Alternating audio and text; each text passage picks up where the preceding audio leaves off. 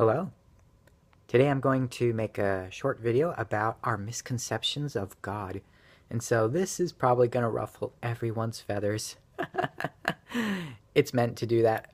Actually, I'm just going to talk about my interpretation of God and my experiences. So I'm going to be closing my eyes because I'm going to try to connect and make the information understandable. So basically,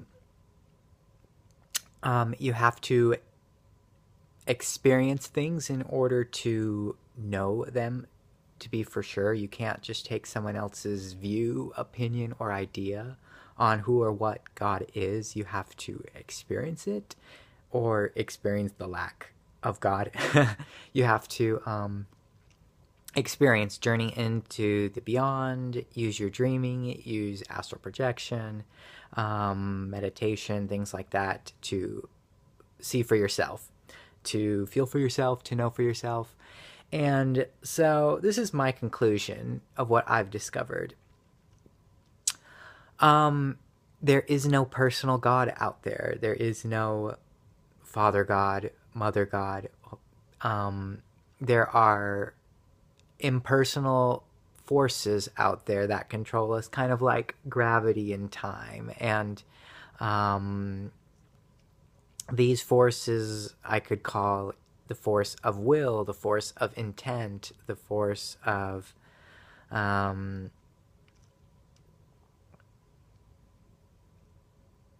yeah, so there are different forces out there that are impersonal, and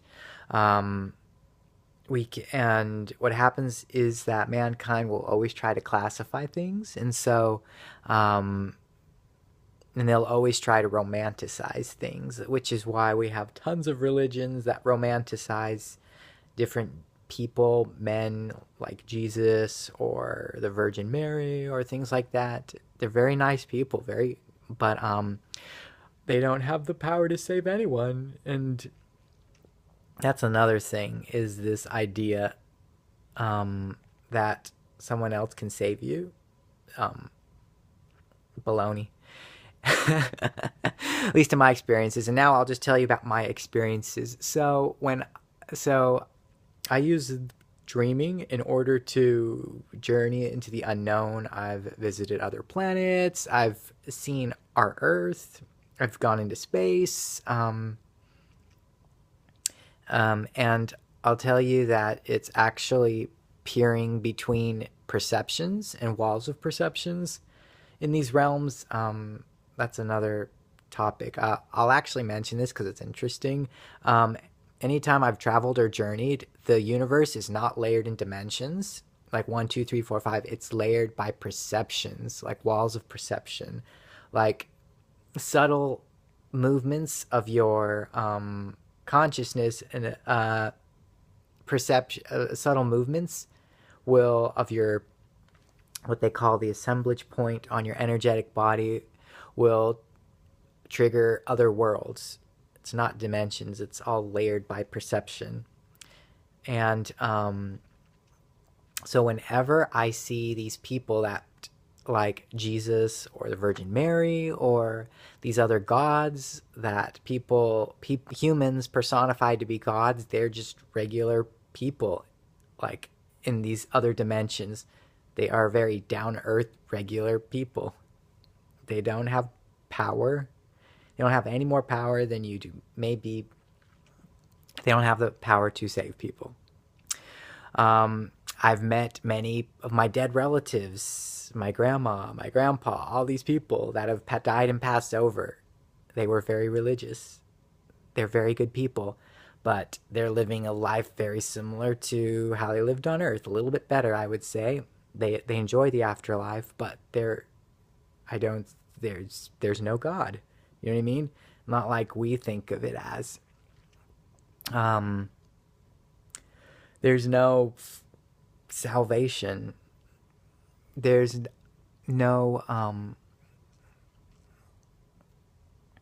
So let me talk about the gods next. Okay, so in my dreaming, I have journeyed to beings that sit in thrones in like a very that are in places that are called heaven. Um, but they're normal people like you and I. They're just beings. Like I've seen them. I'm just like, what's so special about that person? Heaven is not the perfect, the perfect, the perfect. It's just another place like this place. Maybe it's different in some ways, but it's anyway, people love to romanticize the unknown. They do it all the time. They say romanticize, and they make it larger than life. In reality, it's all very similar to what we have down here. As is below, so above. As above, so below. You know what I mean? So, next, so I'm going to talk about what triggered this video is people are having near-death experiences and coming back and then romanticizing God. And I think it's awesome that people are experiencing the beyond, and they get into that place where they have a chance encounter or one-time encounter with God, and then they come back and then romanticize everything. And so I think you have to have multiple experiences seeing God and experiencing the unknown God in order to like even say for sure what you are experiencing. Like I've seen many gods and goddess. I've seen many beings with cosmic power, if you can, they're pretty powerful. You know what I mean? You feel these currents of energy from them. You feel lightning, electricity, fire, very powerful beings. But they're not gods. They're just normal. They're just people with more energy, more awareness, more perception. I want to disentangle people from this romanticizing of a god, of a personal God out there. And what people are experiencing as God when they, in sorcerer's terms, if you meet the mold of man, or the being that stamps out the human, that organizes the human consciousness, because the way how sorcerers view these things is that there's awareness that comes from the incomprehensible, an awareness that filters down into where we are, and it gets stamped by the human mold, which shapes this awareness into the human perception that we all have. It goes stamp, stamp, stamp, stamp, stamp. And that mold, the human mold, is what we romanticize as God. And if you meet it, you might feel a lot of love, you might feel a lot of light, and everything feels really clean and sterile, but like that's all it is. It's nothing else. I mean, so so I'm just saying, you have to journey yourself, experience things. I've done so many journeys. I mean, I've done a ton of journeys into other realities, other perceptions, and it's very similar to these realities. There are differences here and there, but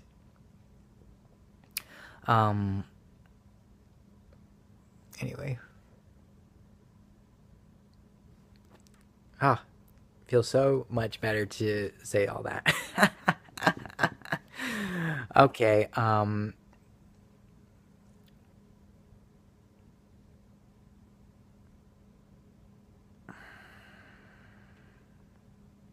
right, I think that's it.